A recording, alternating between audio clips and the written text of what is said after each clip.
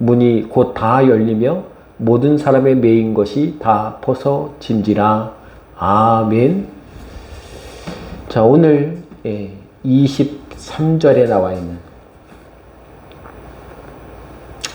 24절에 나와 있는 옥에 가두고 라는 말씀을 제 목사와 함께 은혜를 나누고자 합니다. 여러분, 창세기 12장 1절에 보면 믿음의 조상이라고 불리던 아브라함이 하나님의 말씀을 듣고 행동한 말씀을 우리에게 이렇게 말씀하고 있죠. 여호와께서 아브라함에게 이르시되 너는 너의 고향과 친척과 아버지 집을 떠나 내가 내게 보여줄 땅으로 가라. 아브라함은 어떻게 하나님의 말씀을 듣고 단번에 순종해서 하나님의 땅에 가서 살고자 하는 믿음을 가질 수 있었던 것입니까? 오늘 이 창세기 12장 1절 말씀을 통해서 우리는 그 세 가지 이유를, 지혜를, 믿음의 지혜를 발견할 수 있습니다. 첫 번째는 아브라함은 하나님의 말씀이 자신을 향한 말씀임을 확신했기에 순종할 수 있었어요. 여러분, 확신이라는 것이 세상에도 있습니다만은 확신이 나에게 정답이 될 때가 그렇게 많지 않아요. 그런데 하나님의 말씀을 들을 때마다 여러분 확신할 수 있는 하나님의 은혜의 말씀입니다. 여러분, 아브라함의 아버지였던 데라도 본토 우르 땅을 떠나서 다른 지역으로 이동은 했어요. 그 아버지 데라도 본토 아비집을 떠나는 것까지는 할 수 있었습니다. 그런데 아버지 데라가 정착한 곳은 바로 우상이 가득한 하란 땅이었다는 거예요. 왜 그곳에 정착했습니까? 그 땅은 우상을 빼고 보면 참 먹고 살기 좋은 땅이었어요. 발달한 도시고요. 지금도 유적지가 있을 정도로 여러분 이 하란이라는 땅은 먹고 살기에 참 좋은 땅이에요. 근데 단 하나 우상이 심했다는 거예요. 우상을 섬기는 사람이 많았고 역사가에 의하면 이 아버지 데라는 우상을 흙으로 빚어서 만들어서 팔아 그것으로 어떻게 먹고 사는 그런 일까지 했다는 거예요. 참 좋은 땅이긴 한데 먹고 살기에 좋은 땅인데 우상이 거기에 늘 함께하는 도시였어요. 근데 하나님께서는 우리 믿음의 사람들에게 아브라함뿐만 아니라 우리에게도 너희는 우상의 땅이 아니라 하나님을 섬기는 땅으로 아브라함을 다시 부르시듯이 우리도 부르셔요. 우리로 하여금 하나님을 섬기고 사는 것 얼마나 좋습니까? 성도에게 어떤 것이 좋은 것입니까? 하나님을 찾을 수 있는 곳이 강남 8학군보다 최고로 좋은 환경이에요. 여러분, 사람들이 왜 자꾸 하나님의 말씀을 자꾸 까먹고 순종하지 못하고 사는 것입니까? 이유는 간단해요. 하나님의 말씀을 듣고 살기에 나쁜 환경을 내 집을 삼고 살기 때문에 그렇습니다. 하나님의 말씀을 듣고 살기에 나쁜 환경이 될 만한 그것을 내 집이요 내 것으로 내 땅으로 삼고 살기 때문에 어떻게 해요? 자꾸 하나님의 말씀을 까먹고 하나님의 은혜를 까먹고 사는 거예요. 때문에 하나님의 말씀을 들을 수 있는 곳이 복된 땅입니다. 복된 곳이에요. 하나님의 말씀을 들을 수 없다면 순종할 수 없다면 어떻게 해요? 그것은 내가 지금 하나님의 말씀과 좀 멀어졌다는 것이죠. 아내의 말과 멀어지면 어떻게 됩니까? 자꾸 불협화음이 나는 거예요. 순종은 내 능력이 아니라 하나님의 말씀을 듣고 은혜 받을 때 저절로 나오는 게 순종이에요. 그러니 내 의지를 가지고 내가 누구의 말을 순종하냐? 그럴 수 없어요. 남편 말에 아내 말에 자녀가 부모 말에, 자녀 말에 우리가 왜 귀를 기울입니까? 그들을 사랑하기 때문에 저절로 순종하게 되는 거예요. 귀 기울여 주는 거예요. 가정의 평화는 사랑에서 나옵니다. 그러니 사랑을 많이 하는 사람이 어떻게 해요? 귀를 기울여 주는 거예요. 그래야 가정이 평안한 것이죠. 그러나 믿음의 순종은요, 그 사람이 믿음이 좋아서 그런 게 아니에요. 그 사람이 여러분 능력이 좋아서가 아니에요. 순종은 내 능력이 아니에요. 말씀을 듣고 살면, 은혜 받으면 저절로 나오는 게 순종이에요. 그러니 순종하려고 애쓰지 마세요. 믿음 좋아지려고 애쓰지 마세요. 말씀만 잘 들으면 그 말씀이 나로 하여금 어떻게 해요? 순종의 길을 따라 살도록 도와주는 거예요. 그러니 아브라함이 여러분 믿음이 좋은 게 아니에요. 아브라함이 할 수 있었던 가장 좋은 믿음의 행동이 뭡니까? 하나님의 말씀을 믿음으로 자꾸 듣는 거예요. 그랬더니 본토 아비집을 떠나, 고향집을 떠나, 친척이 있어서 먹고 살기 편한 당시 시족 사회를 이루고 살았던 이 하란 땅을 홀로 떠나서 가나안 땅, 지금의 이스라엘 땅에 정착하는 첫 믿음의 조상이 될 수 있었다는 것이죠. 그러니 말씀을 믿음으로 잘 들을 수만 있다면 하나님의 말씀에 순종할 마음도 생기게 된다는 것을 우리는 기억해야 합니다. 두 번째로 아브라함은 하나님을 경험하고 살았어요. 그래서 순종했어요. 여러분, 하나님을 경험하고 사는 사람이 하나님께 순종도 하고 살 수 있는 거예요. 여러분, 어떤 사람이 예수의 제자가 되었습니까? 주님을 가까이 하고 주님을 곁에서 경험하고 살았던 사람이 제자가 되고 예수 믿는 성도가 됐잖아요. 예. 사람 사이도 마음이 멀어지고 거리가 멀어지면 어떻게 해요? 금방 서먹해집니다. 예. 그래서 성경은 어떻게 해요? 부부가 무슨 특별한 경우가 있지 않는 한에서는 2, 3일을 넘어서 같이 어떻게 해요? 한 방에서 자는 걸 멈추지 말라는 거예요. 예. 너희는 헤어지지 말라는 거예요. 같이 부비고 같이 밥을 먹으며 함께 교제하고 나눌 때 가정에 정이 생기는 것이죠.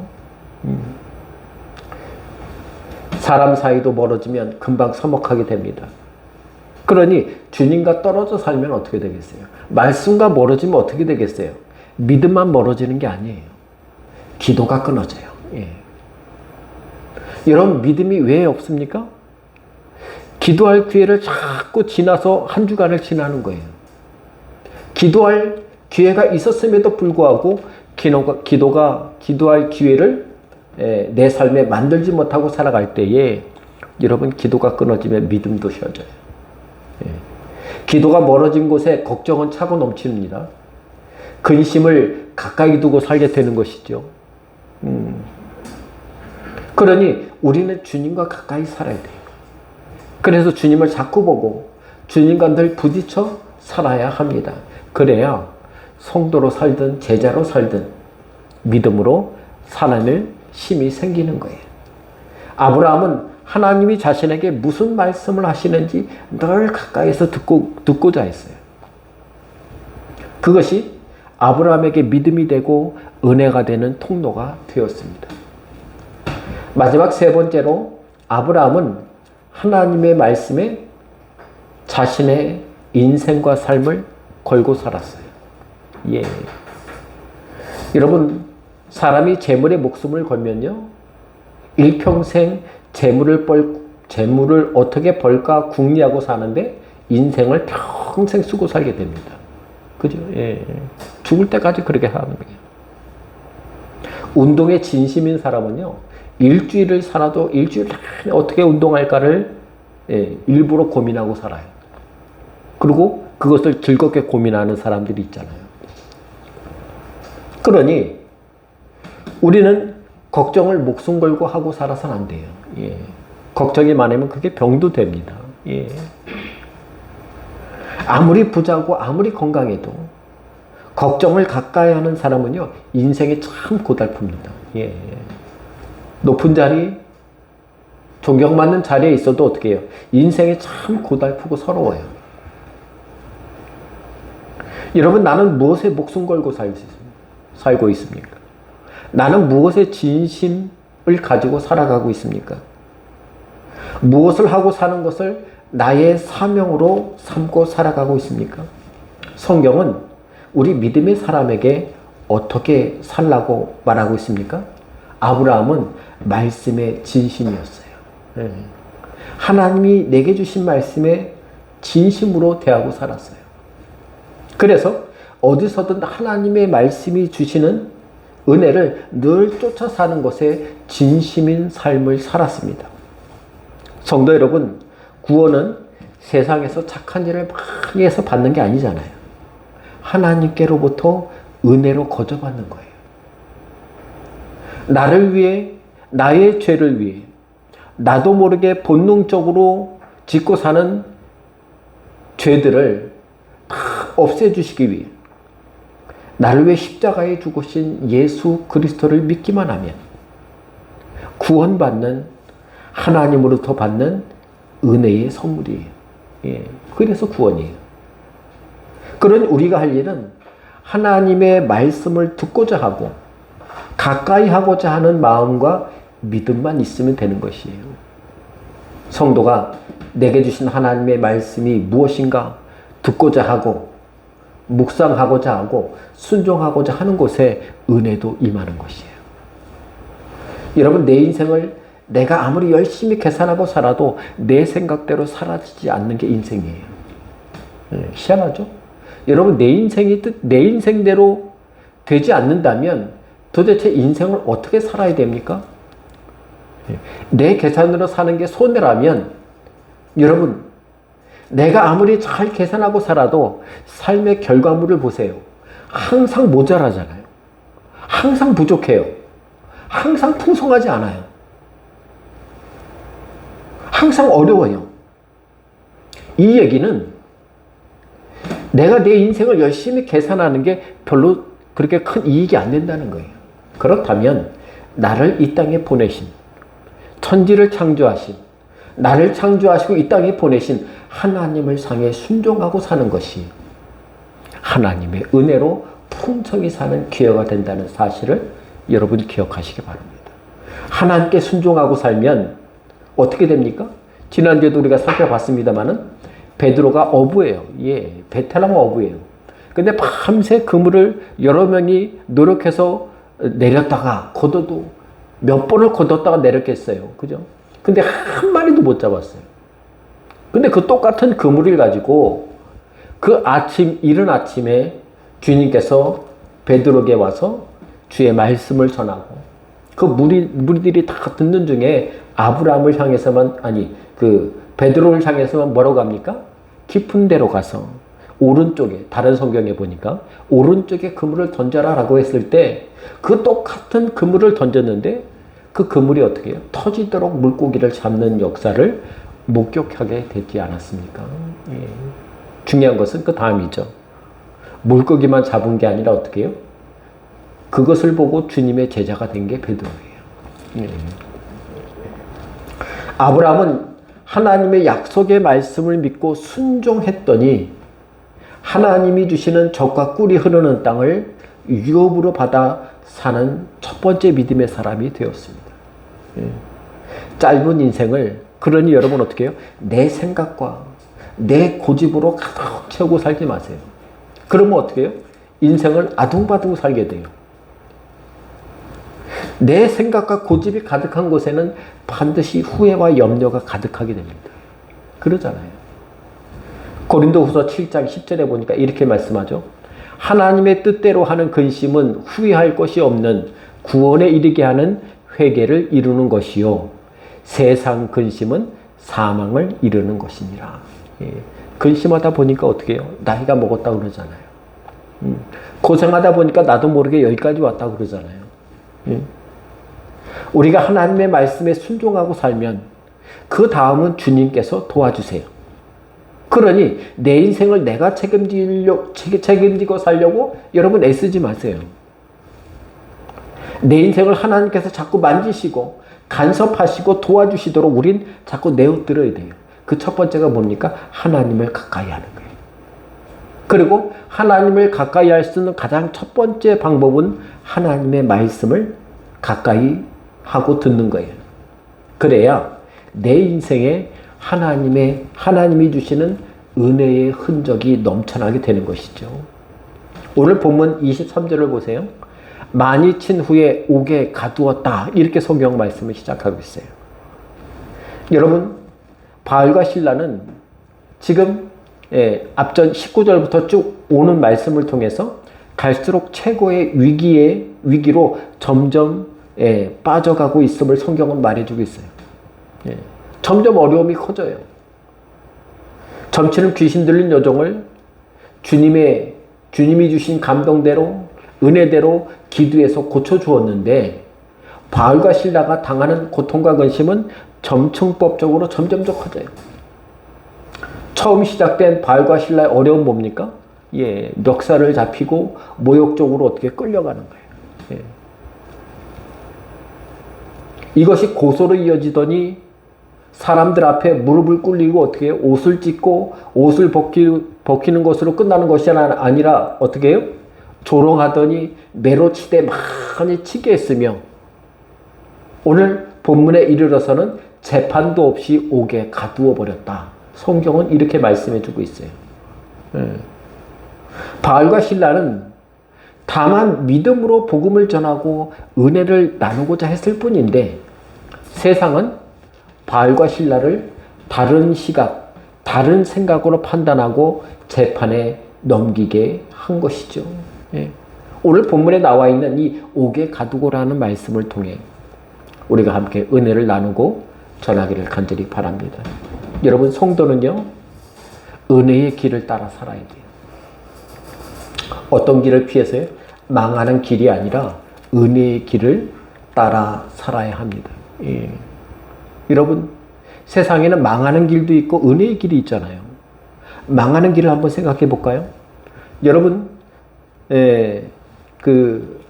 우리나라 기업 중에 재계에서 망해서 퇴출된 기업이 여러 개가 있는데 이 기업들을 조사한 어떤 책에 보니까 망하는 기업에는 비슷한 패턴이 있다는 거예요.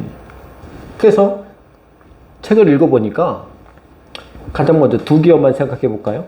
롯데 제과와 함께 과자업계를 양분했던 이 혜태 제과는요, 1945년에 사탕과 캐러멜로 이 두 개 가지고 시작한 구멍가게예요.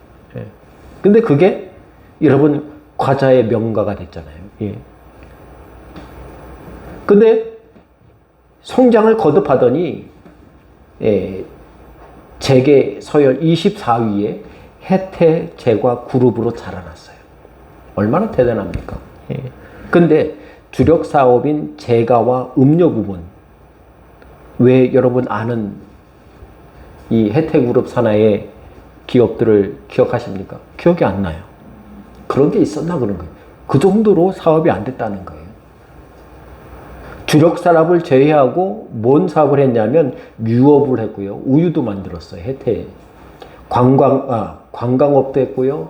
중공업도 했고 전자통신도 사업을 다각화로 여러분 확장해서 문어발식으로 여러분 회사를 확장했는데 결국 망한 거는 여러분 과자가 안 팔려서 망한 게 아니에요. 문어발식으로 경영했던 전자사업과 중공업에서 계속 적자를 내면서 결국 모기업인 혜태제과가 무너져 버렸어요. 욕심을 부리다가 망한 거예요. 또 하나, 우리가 게맛살의 첫 번째 회사인 오양수산이라는 게 있어요. 지금은 사조 오양으로 바뀌었는데 가족 간의 재산권 다툼으로 어떻게 해요? 자기끼리 싸우다가 결국 경쟁사인 사조수산의 회사가 경영권이 넘어가 버렸어요. 그래갖고 사조 오양으로 이름이 바뀌었죠. 여러분, 다투다가 망하는 거예요. 욕심부리다 망하는 거예요. 성경에도 보면 망하는 사람과 망하는 나라가 비슷한 패턴이 있다고 말해주고 있는데 그 패턴이 뭡니까? 민수기 21장 29절에 보니까 모아봐 내가 화를 당하였도다 그모스의 백성아 내가 멸망하였도다 이렇게 말씀하고 있어요. 여러분 야곱의 형이었던 에서가 조상이 되는 족속이 있죠. 암몬 족속. 암몬 족속은 몰렉이라는 우상을 섬겼어요. 예. 근데 이 똑같은 몰렉, 암몬 사람들이 섬겼던 이 몰렉이라는 신을 이 모압 사람들은 이름을 다르게 불렀어요. 그게 바로 그무스라는 이름으로 신을 섬겼는데 그 모양은 이렇습니다. 이렇게 생겼어요. 소에 사람 팔이 있고 어떻게 해요? 거기에 화로가 있는 거예요. 문제는 이들이 인신제사를 드렸다는 거예요. 인신제사를 드렸다는 거예요. 여러분 인신제사가 그렇게 야만적인 걸 했어? 근데 우리나라도 여러분 삼면이 바다기 때문에 바다 근처에 있는 사람들이 시작한 게 여러분 이 그모스 신이에요. 왜냐하면 사람을 보내면 고기도 잘 잡히니까. 우리나라도 심청전이 있잖아요. 보니까 심청전이 있는 거 보니까 우리나라도 그렇게 자유롭지 않아요. 왜 인신제사를 드렸을까요? 물고기 많이 잡기 위해서. 먹고 살기 위해서. 마찬가지로 이 몰렉과 그모스 신을 섬겼던 이유는 뭡니까? 이 사람들이 첫 번째로 신의 노를 달래기 위해서. 신이 화가 나서 어떻게 해요? 폭풍이 몰아치고 비가 안 오고 여러분 가뭄이 든다고 생각을 했던 거예요. 그래서 신을 달래기 위해 사람을 제사로 드린 거예요. 그리고 언제 또 인신제사를 드렸습니까? 전쟁에서 승리하기 위해서. 그래서 이때는 시족사회니까 얼마나 전쟁을 많이 했겠어요. 그때마다 사람을 제사로 드리는 거예요. 자기 아들을 내어놓는 거예요. 세 번째는 잘 먹고 잘 살기 위해 인신제사를 드렸어요. 남의 희생을 통해 자신의 이익을 얻으려고 했어요. 이것을 성경은 뭐라고 합니까? 욕심이라고 말하고 있어요. 욕심이란 우리가 모르는 단어가 아니잖아요. 국어사전에 보니까 어떠한 것을 정도에 지나치게 탐내거나 누리고자 하는 마음, 이게 욕심이라는 거예요. 근데 사람들은 왜 지나치면 자신에게 해가 된다는 것을 알면서도 욕심에 휘둘려 살게 되는 것입니까? 시편 3절에 보니까 악인은 그의 마음의 욕심을 자랑하며 탐욕을 부리는 자는 여호와를 배반하여 멸시하나이다. 이 말이 무슨 말입니까?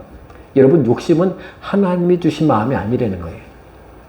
아담과 하와 이후에 욕심이라는 마음이 사람에게 생겼는데 어떻게 해요? 자기에게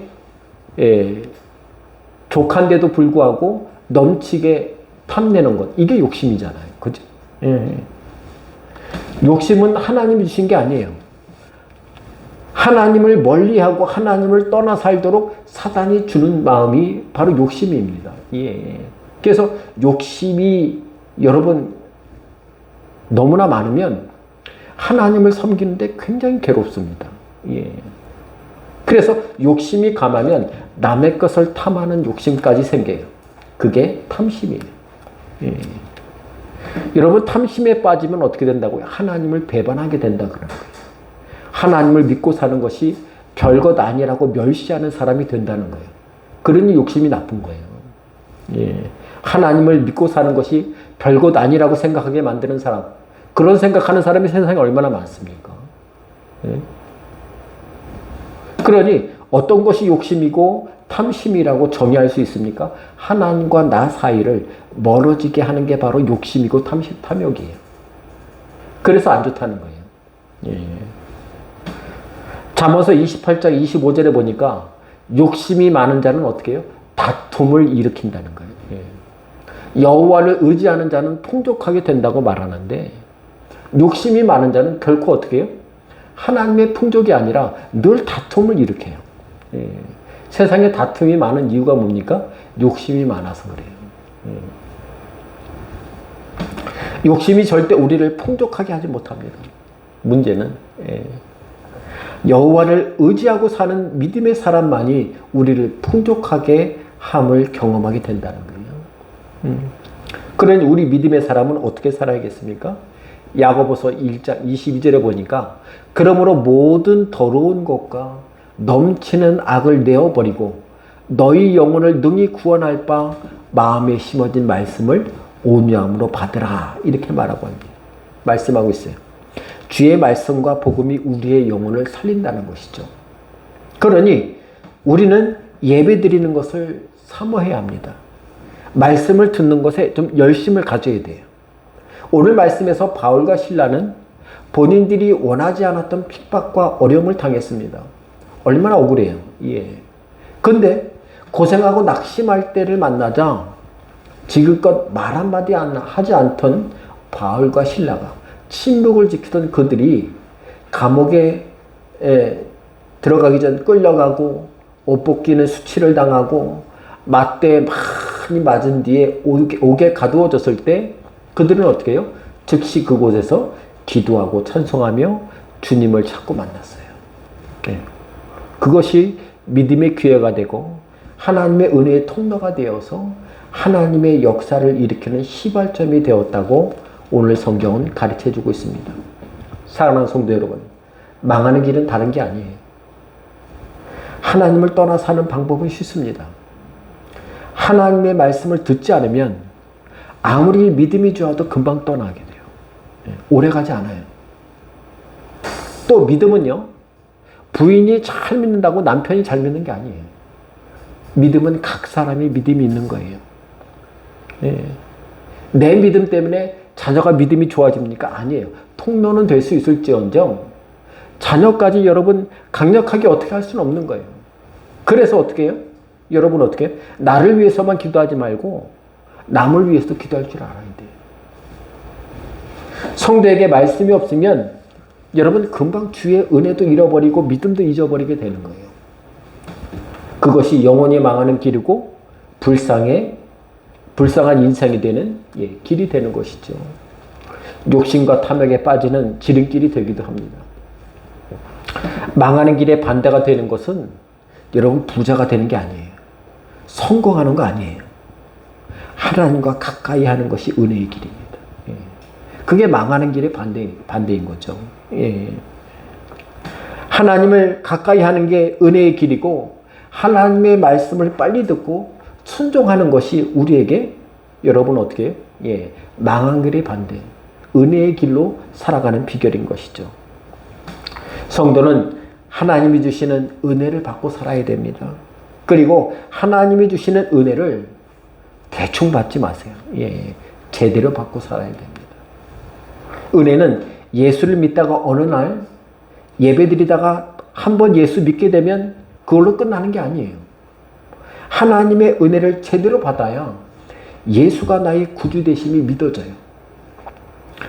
하지만 예수의 구주되심이 믿어진다고 해서 우리의 믿음이 저절로 그때부터 좋아지는 게 아니에요. 예수를 제대로 믿으면 내 힘과 능력 때문이 아니라 하나님이 주시는 은혜 때문에 세상을 보고 자신을 보고 사는 눈이 달라지게 되는 것입니다. 전에는 내가 보고 싶은 대로 보고 판단하고 살았지만, 전에는 내 욕심대로 내 마음이 생기는 탐심대로 쫓아 살았지만, 예수가 나의 구원의 통로가 되었다면, 예수가 나의 유일한 구원의 통로가 되었듯이 주의 말씀에 은혜에 순종하고 살면 어떻게 됩니까? 내가 가지고 살던 삶의 모든 약점들이 하나님께 기도로 해결할 수 있고 하나님께 기도로 맡기고 내려놓고 살면 우리의 살 길이 세상에서 열리는 것이 아니라 하늘에서 열어주시는 길이 된다는 것이에요. 그러니 내게 타고난 약점이 있습니까? 사람마다 약점이 있잖아요. 뭐 건강에 있든지 뭐 지식에서든지 관계에서 좀 어려움을 갖든지, 여러분 사람들마다 타고난 약점이 있어요. 너무 쉽게 걱정하고 너무 쉽게 근심하고 낙심을 잘해 어려움이 생기는 분들도 있어요. 그것은 여러분 나에게 손해가 되는 게 아니라 하나님의 말씀과 은혜로 살라고 주신 믿음의 약점임을 기억하시기 바랍니다. 예. 약점은 어떻게 해요? 하나님께 맡기라고 주신 거예요. 예.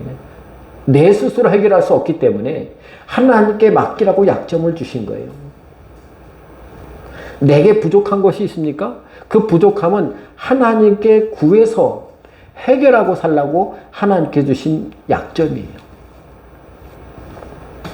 그러니 우리 믿음의 많은 약점을 가진, 삶의 많은 약점을 가진 우리들은 주의 말씀과 동행하면서 은혜로 대체하고 살아갈 수 있는 약점들을 하나님 앞에 자꾸 가지고 나와서 주님께 도움을 구하고 주님께 맡기고 사는 믿음의 지혜로운 우리 성도가 정말 믿음의 은혜의 통로, 은혜의 길을 따라 사는 믿음의 사람이 된다는 것입니다. 잊지 마시기 바랍니다. 하나님의 말씀과 기도와 은혜와 감사는 내가 제대로 예수를 믿고 살아갈 때에만 보고 깨닫고 경험하게 된다는 거예요. 예. 그러니 우리에게 제일 필요한 것은 공부머리가 아니에요. 예. 내 신앙의 영역을 만지시고 도와주시는 하나님의 말씀과 은혜가 내게 필요한 거예요. 하나님의 은혜는 내가 가진 끈질김과 집요함 때문에 받는 게 아니잖아요. 하나님의 은혜는 믿음으로 구하면, 하나님을 가까이 하면 거저받는 하나님의 선물임을 잊지 마시기 바랍니다.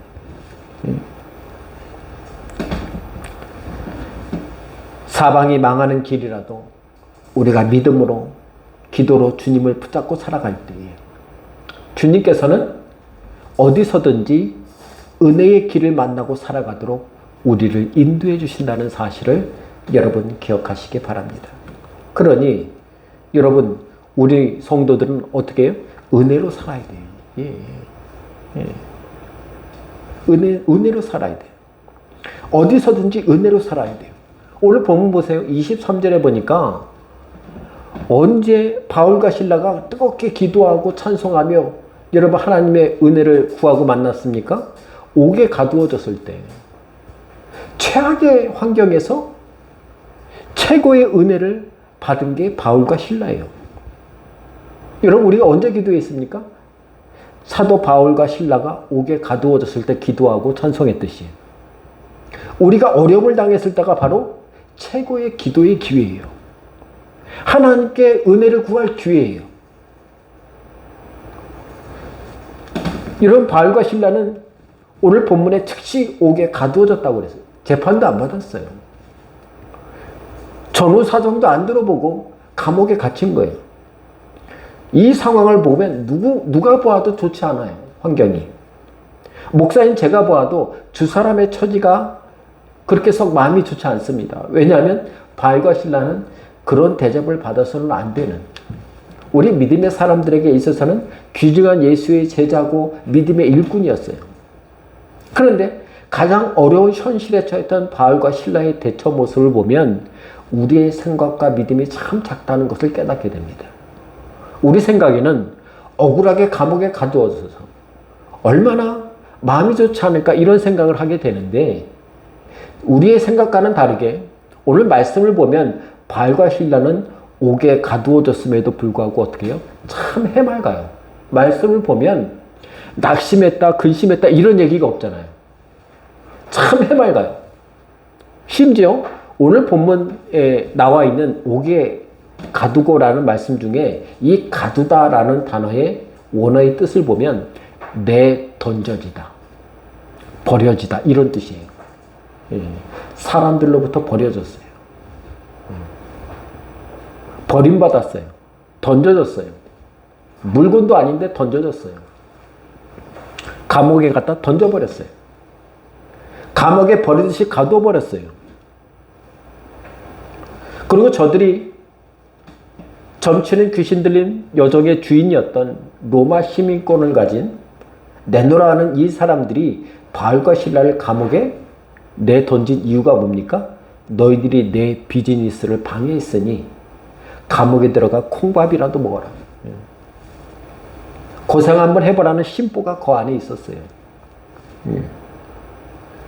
그런데 바알과 신라만 이런 처지에 처하고 우리는 괜찮습니까? 우리도 비슷해요. 우리도 세상에서 이런 대우를 받을 때가 많습니다. 예. 여러분 심보 고약한 사람을 만나서 고생할 때가 있잖아요. 그죠? 예. 관계가 어렵고 일처리를 어렵게 만드는 사람을 만날 때가 있잖아요. 상식이 안 통해요. 무조건 자기 고집대로, 자기 성질대로 해야 직성이 풀리는 사람들이 있잖아요. 그럴 때마다 우리는 그 사람들과의 관계를 통해서 어떻게 해요? 자꾸 걱정에 던져진 사람처럼 낙심해요. 자꾸 걱정해야 돼요. 내가 왜 이렇게 사서 걱정해야 되나? 근심에 빠져서 허우적될 때가 너무나 많아요. 그러나 오늘 말씀을 보면 바알과 신라는 내가 원하지 않는 곳에 내가 던져지고 함정에 빠졌을 때에 그런 사람들이 어떻게 해요? 어떻게 살아야 되는지, 어떤 다른 생각과 어떤 다른 믿음을 가지고 살아야 되는지를 우리에게 가르쳐주고 있는 것이죠. 바알과 신라는 자신을 감옥에 던져놓은 사람들의 생각과 다르게 던져진 감옥을 어떻게 해요? 기도실로 바꾸고 살았어요. 그랬더니 인생이 바뀌었잖아요. 여러분, 내가 고생하는 그 자리가 어떻게 해요? 기도실이 돼야 돼요. 네. 기도하는 곳이 돼야 돼요. 그래요. 바알과 신라처럼 우리도 하나님의 은혜를 만나고 살게 되는 거예요. 내가 고통당하고 있는 그 자리는 어떻게 해요? 기도할 자리예요. 버려진 감옥을 하나님을 찬양하는 예배당이 되도록 만들었던 게 바알과 신라잖아요. 여러분, 내 삶의 현장은 예배당이 돼야 돼요. 하나님의 도움을 언제든지 구하고 찬양할 수 있는, 영광 돌릴 수 있는 자리가 돼야 돼요. 바울과 신라가 믿음이 좋아서 그런 게 아니에요. 예수를 믿는 만큼 기도하고 살았어요. 우리도 어떻게 해요? 예수가 믿어지는 만큼만 기도할 수 있어요. 주의 말씀을 들은 만큼만 우리도 순종하고 살 수 있는 거예요. 여러분, 나는 얼마큼 기도하고 얼마큼 주의 말씀을 듣고 순종하고 있습니까? 예. 내가 믿는 믿음만큼만 우리는 순종할 수 있고, 내가 믿는 만큼만 여러분 우리는 하나님 앞에 기도할 수 있는 거예요. 중요한 것은 내가 믿음으로 표현하고 사는 만큼만 하나님의 역사가 일어났다는 거예요. 여러분 성경을 보세요. 그들의 믿음만큼만 역사가 일어났어요. 예? 여러분 예수를 믿는다고 하는데 그 믿음을 삶에서 표현하지 않고 산다면 그것은 죽은 믿음이에요. 내가 믿는 만큼 표현하고 살아야 돼요. 그래야 내 믿음이 살아서 기도가 되고, 내 믿음이 살아서 찬양이 되고, 내가 들은 말씀이 내 삶의 순종으로 이어지게 되는 것이죠. 당장 믿음이 죽은 것은 아닐지라도 내가 믿음을 표현하고 살지 않으면 점점 죽어가게 되는 거예요. 성도는 하루를 살아도 믿음으로 살아야 돼요. 한 주를 살아갈 때 은혜를 꼭 붙잡고 살아야 돼요. 그러려면 성도에게 항상 있어야 하는 게 있는데 뭡니까? 기도할 일이 있어야 돼요. 여러분 기도할 일이 있잖아요. 기도할 일이 있어야 기도합니다. 그죠? 예.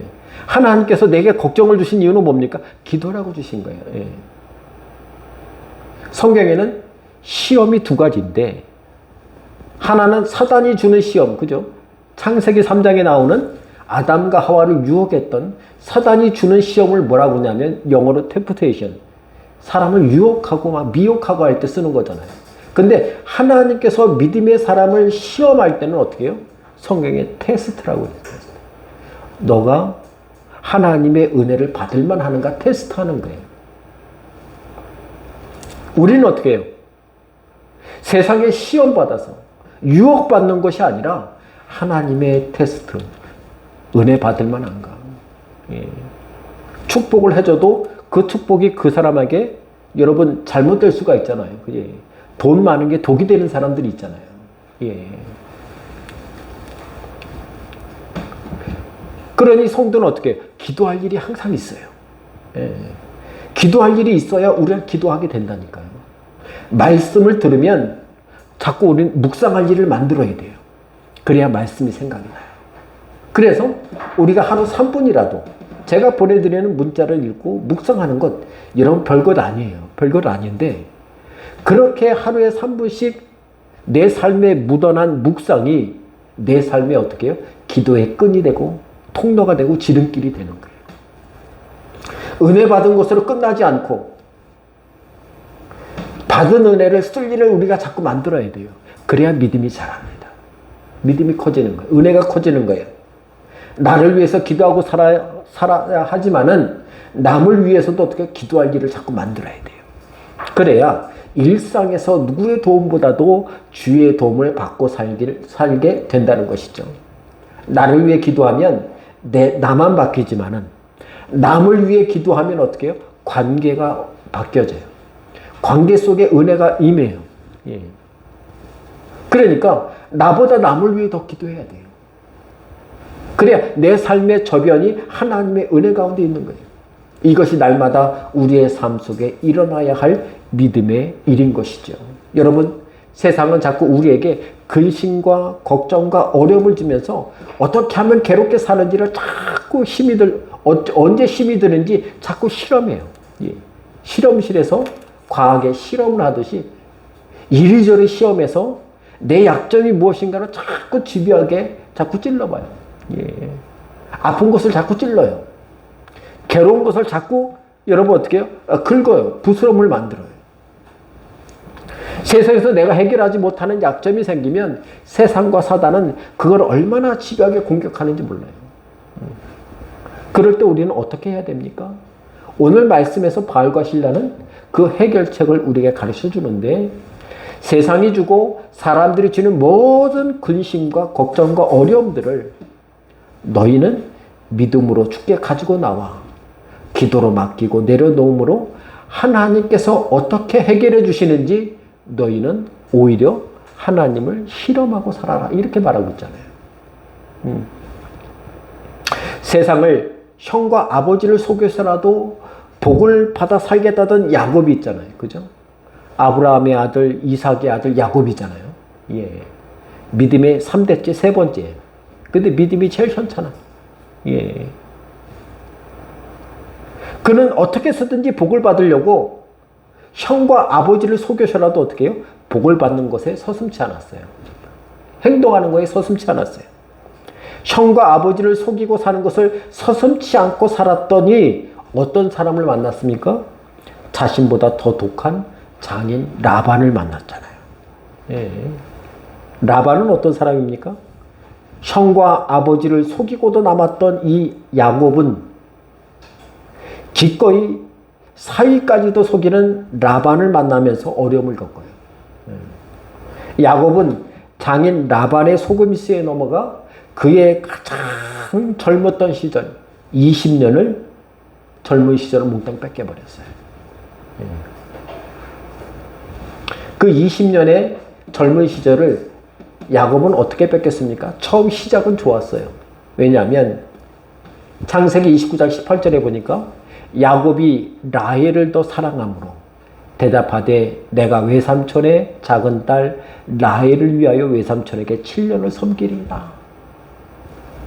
사랑하는 여인은 라헬을 위해서 내가 7년 종살이를 즐겁게 하겠습니다. 이렇게 시작했어요. 예. 야곱은요, 자신이 원하는 바를 얻기 위해서는 어떤 대가든 치를 준비가 되어 있는 사람이었잖아요. 그러니 라헬을 사랑했으니 기꺼이 내가 하겠다는 거예요. 예. 고생하겠다는 거죠. 예. 형과 아버지를 속일 때도 자신이 원하는 바를 이루기 위해서 그렇게 했던 게 야곱이잖아요. 그런데 야곱이 라헬과 결혼하는 날 라반은 언니 레아를 깜깜하니까요. 거기 뭐 전기불이 있겠어요? 뭐 전등이 있겠어요? 예. 누가 왔는지, 라헬이 왔는지 레아가 왔는지 야곱은 모르고 첫날 밤을 치르고 다음날 보니까 옆에 자고 있는 여인이 라헬이 아닌 거예요. 깜짝 놀라서 여러분 어떻게 해요? 이 사실을 알고 칙칙거리면서 장인 라반에게 따지러 오니까 장인 라반이 뭐라고 합니까? 창세기 29장 26절에 보니까 라반이 이르되 언니보다 아우를 먼저 주는 것은 우리 지방에서 하지 아니하는 바이다. 와, 대단하잖아요, 라반. 장인 대단하잖아요. 예.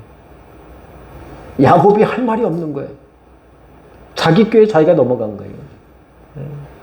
자기가 원하는 바를 얻기 위해서 어떻게 해요? 또 7년을 고생했어요. 그리고 더 고생해서 20여 년 동안 그렇게 라반 장인에 끌려서 인생을 다 허비하고 살았어요. 그때서야 야곱은 어떻게 해요? 야, 인생은 내 욕심대로 사라지는 게 아니구나. 그럼 내가 어떻게 살아야 될까? 그때 무슨 생각이 났습니까?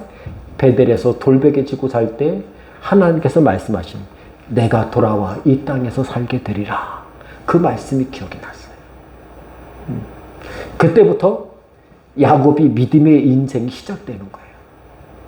하나님의 말씀이 생각나면서부터 묵상하게 되면서부터 그의 인생이 그렇게 라반에 흔들려 세상에 흔들려 복에 흔들려 살았던 그들이 그 야곱이 하나님께 주신 말씀을 깨닫고 묵상하게 되면서 하나님께 돌아오라는 베델의 말씀이 기억나면서 그의 인생이 바뀌기 시작한 거예요. 그러니 여러분 우리가 말씀을 듣고 말씀에 깨닫는 거 나이하고 전혀 상관없어요. 깨닫는 나이. 여러분 늘 말씀드립니다마는 아브라함은 하나님 말씀 들었을 때 처음 들었을 때 나이가 몇 세입니까? 75세에 들었어요. 모세는요 80세부터 들었어요. 그러니까 예수 믿는 것에 있어 나이가 필요 없는 거예요. 어릴수록 믿으면 좋지만은 나이에 상관없어요.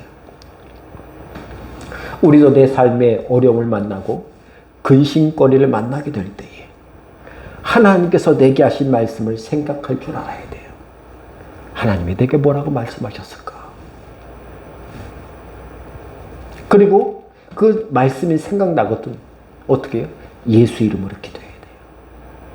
바울과 실라만 감옥에서 기도해서 은혜 받습니까? 아니에요. 우리도 어디서든 기도하면 예수의 이름으로 기도하면 하나님께서 우리를 통해 역사의 길을 열어주십니다. 야곱이 자신의 젊은 인생을 다 잃어버리고 하나님의 말씀을 깨달아 돌아오게 되었을 때에 하나님께서 돌아오는 길을 다 예비하시잖아요. 형에 대한 두려움을 없애주시고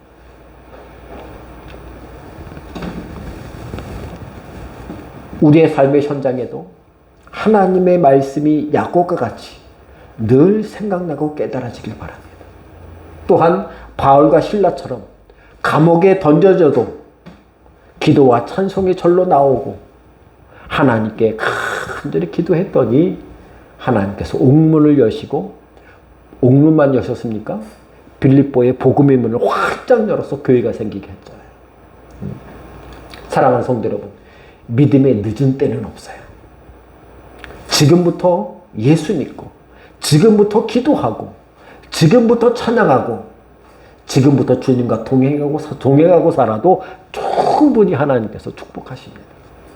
오늘부터 시작되는 이 7월에 이 6월의 마지막 주와 7월의 한 주가 겹치는 이 주간에 믿음으로 기도로 말씀에 붙잡혀 조금만이 살아감으로 풍성히 주님이 주시는 은혜를 날마다 만나고 구하고 살아가는 우리 모든 성도 되시기를 주님의 이름으로 간절히 바랍니다. 기도하겠습니다. 하나님 감사합니다. 우리의 삶에 하나님의 은혜를 더하여 주셔서 주님께서 나를 만져주심으로 주님께서 인도하여 주시는 그 길을 우리가 믿음으로 보고 기도로 보고 찬송하며 보며 묵상하고 깨달아 보며 살아가므로 주님께서 우리의 삶의 길을 열어주옵소서. 건강의 길도 열어주시고 은혜의 길도 열어주시며 도움의 손길도 열어주옵소서. 우리의 삶의 모든 것 주께 내려놓사오니 주님께서 우리의 살 바에 은혜로 역사해 주옵소서. 예수님의 이름으로 간절히 기도하옵나이다. 아멘. 찬송가 436장. 나 이제 주님의 새 생명 얻은 몸.